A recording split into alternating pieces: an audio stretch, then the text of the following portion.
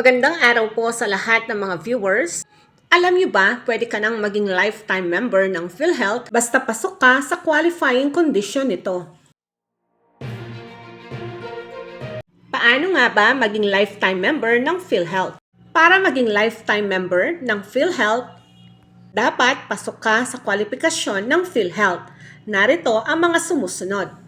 Kwalifikasyon para maging lifetime member. Una, kailangan ikaw ay 60 taong gulang at pataas para sa retiradong SSS at GSIS member o self-paying member. Pangalawa, dapat ikaw ay survivorship pensioners ng SSS bago mag-March 4, 1995.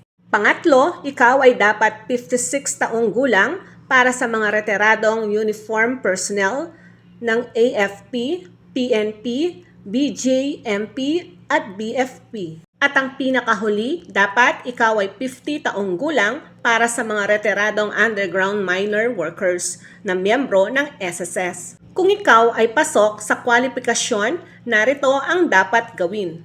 Isumite ang mga sumusunod sa PhilHealth. Una, inunang PhilHealth member registration form.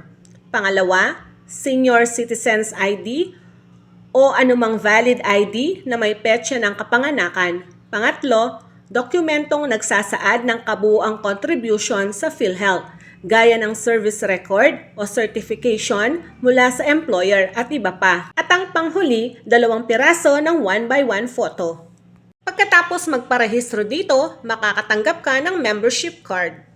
Bilang isang lifetime member, wala ka nang babayarin. Na contribution, sagot ka na ng PhilHealth. Basta mag-register lang.